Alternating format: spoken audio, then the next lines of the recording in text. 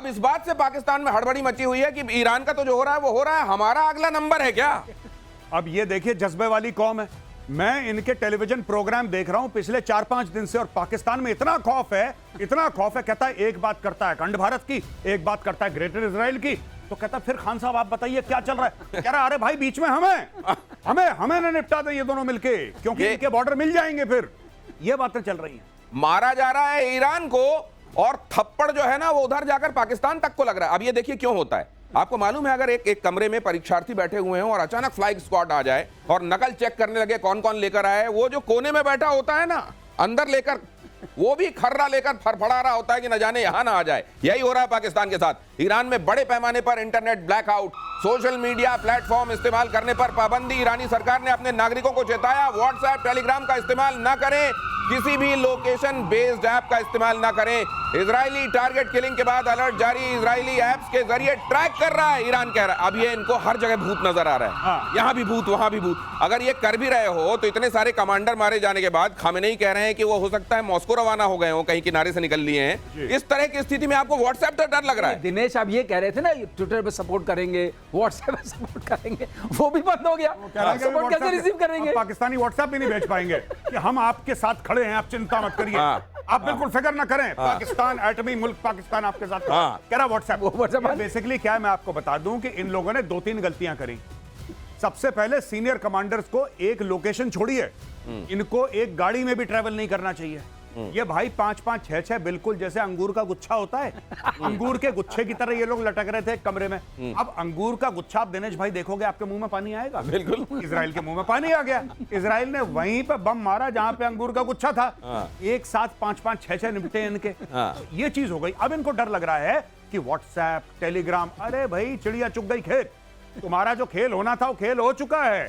अब व्हाट्सएप, अब एक बात बताइए, कोई बेचारा सब्जी बेचने वाला तेहरान में वो व्हाट्सएप चलाएगा, इजराइल उसकी लोकेशन जान के क्या करेगा? ये तो आपके जो सरकार वाले, और ये खुद ट्वीट कर रहा है खामेनेई। मैंने अपनी ट्वीट में मैंने उसको बोला था कि सर ऐसा है कि आप कोई भी इलेक्ट्रॉनिक डिवाइस ऐसी अपने साथ लेकर मत चलना, और अगर किसी ने आपको कोई मोबाइल फोन गिफ्ट करा है ना कुछ दिन पहले, तो आप सबसे पहले उसको ठिकाने लगाओ, क्योंकि यहूदी ढूंढ रहे हैं आपको।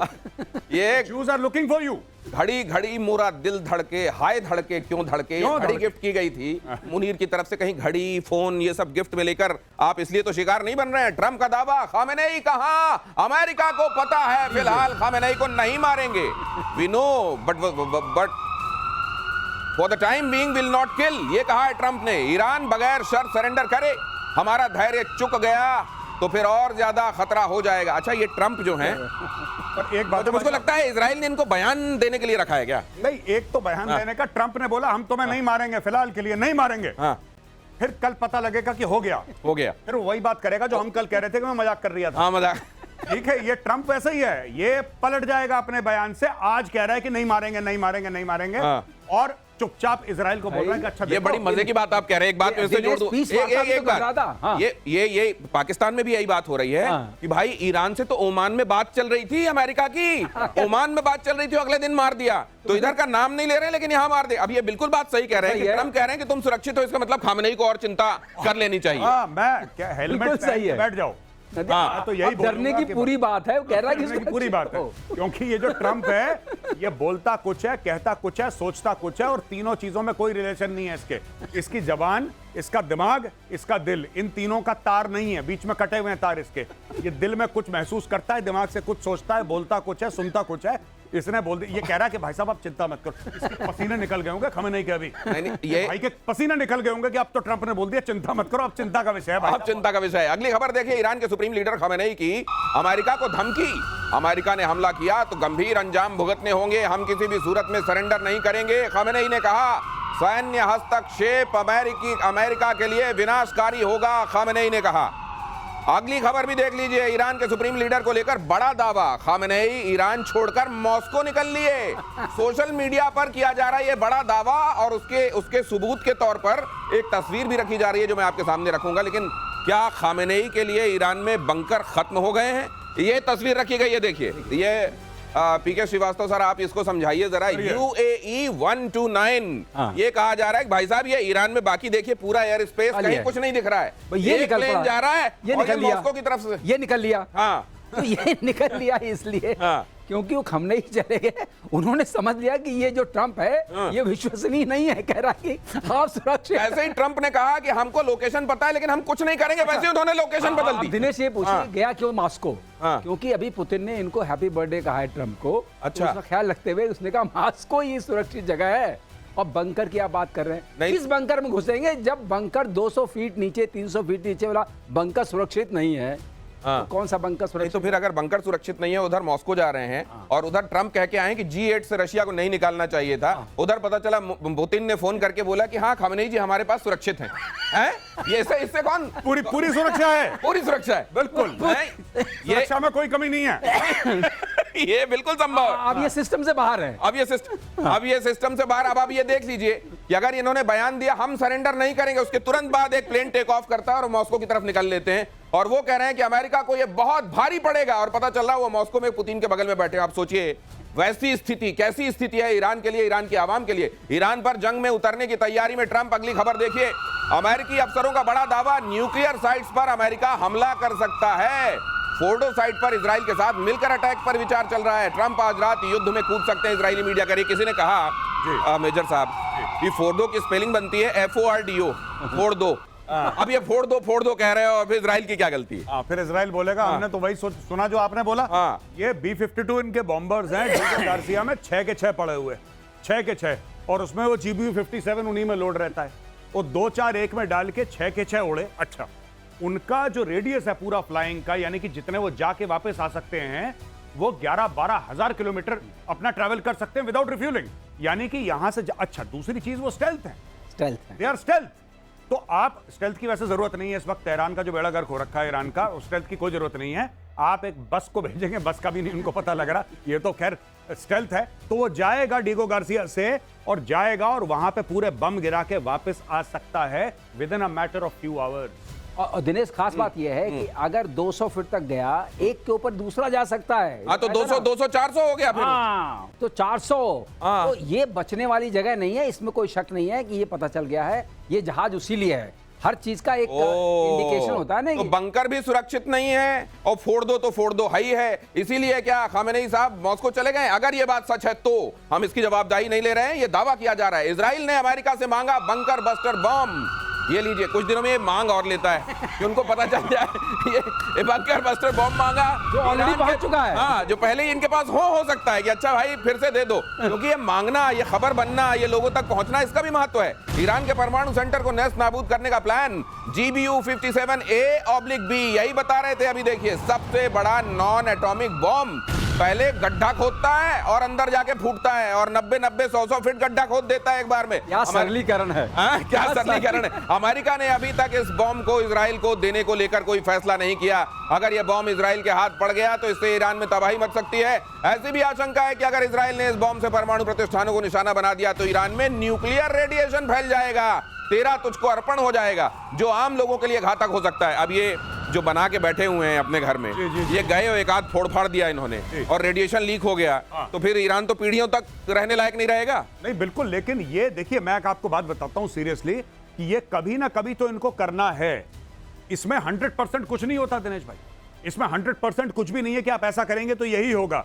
रेडिएशन लीक होगा। अगर वहां पे इतने सालों से न्यूक्लियर का काम चलता चला आ रहा है और आप ये GBU-57 मारेंगे उसके अंदर, तो कुछ ना कुछ तो फैलावा होगा, रायता तो फैलेगा। अब रायते को कंट्रोल करना है, आपको कंटेन करना है रायते को। अब वो बोरॉन से करो या जिससे करो, जो करो। नहीं, उसमें एक छोटी सी बात है। अगर ऐसा मारा हुआ जो रायता फैलेगा तो वो उतना नहीं होगा, क्योंकि इसमें 3 तरह की रेज निकलती हैं। थोड़ा सीरियस मामला alpha beta gamma. Alpha beta gamma, ठीक है। तो अल्फा वाली तो ज्यादा कुछ तंग नहीं करती है, बीटा वाली स्किन के नीचे जाती है, बर्न करती है। जो गामा है सबसे खतरनाक है। तो गामा जब फ्यूजन या फिशन होगा अंदर वाला तब होता है। तो गामा का रेडिएशन इतना नहीं होगा। तो ये आईए को ये पता है कि रेडिएशन होगा।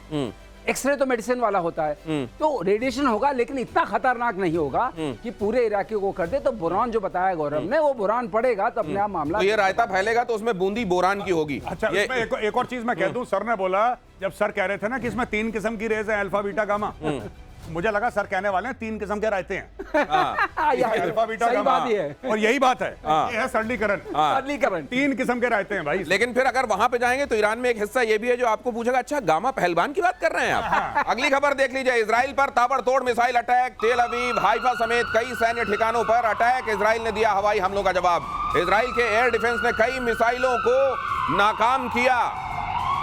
सवाल यह भी है कि अमेरिका ने जब ये कहा कि हमने पूरा हवाई नियंत्रण स्थापित कर लिया है, तो ट्रंप को तो आदत है साथ में अपने उसकी जोड़ दिया। हाँ, तो उन्होंने जोड़ दिया कि हमारा एयर डिफेंस क्या गजब का काम कर रहा है वहां पर, उनके आयरन डोम के साथ मिलकर, उनके एरो के साथ मिलकर देखिए हमने क्या गजब का काम किया है। साथ में उन्होंने अपना हथियार बेच दिया भाई साहब उसी ट्वीट में। वो ट्रंप हर समय बेचेगा। और ये जो आप देख रहे हैं टेलीविजन स्क्रीन पे जो तबाही है, आई थिंक ये इजराइल की इमेजेस हैं जी। या तो टेल अवीव हो या जेरूसलम हो, कोई और जगह हो इजराइल की।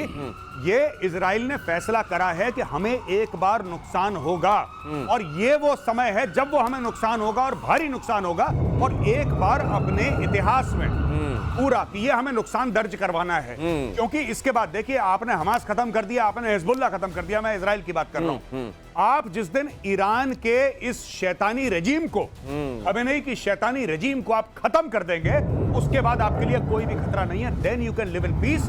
क्योंकि इजिप्ट के साथ इनका पीस है, जॉर्डन के साथ इनका पीस है, इनका सबके साथ पीस है। प्रॉब्लम सिर्फ इनके लिए ईरान है। अब ये पड़े, अच्छा ये फायर करेंगे, वहां पे बिल्डिंगें टूटेंगी, लोग मरेंगे, और ये सब इजराइल ने एक्सेप्ट कर लिया। Accepted it. ये इतना एट्रिशन होगा, ये नुकसान हमको होगा, ये कॉस्ट बेनिफिट एनालिसिस पहले कर लिया गया है। उसके बाद ये देखिए, दोनों तरफ आप देखिए, इजराइल ईरान वॉर में जो चल रहा है, दोनों तरफ तस्वीरें मैं आपको दिखा रहा हूं। इजराइल में निश्चित रूप से नुकसान वहां भी, और सुनिए और देखिए ना तस्वीरों को।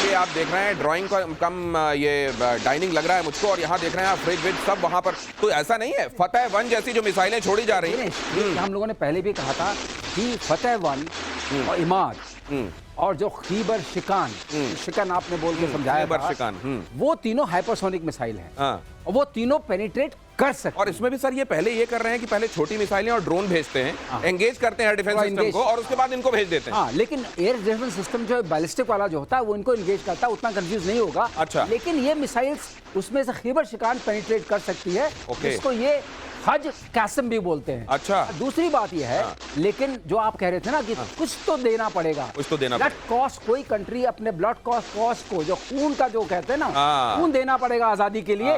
वो हमारे, उन्होंने भी नारा लगाया था, तुम मुझे खून दो मैं तुम्हें आजादी दूंगा। बिल्कुल, बिल्कुल। वही वाली बात है ये वही वाली बात है। और वो कहते हैं, हमारे मध्य प्रदेश में कहते हैं, और आप जानते होंगे इसको, कि घड़ी भर की वेदना सब दिन का आराम।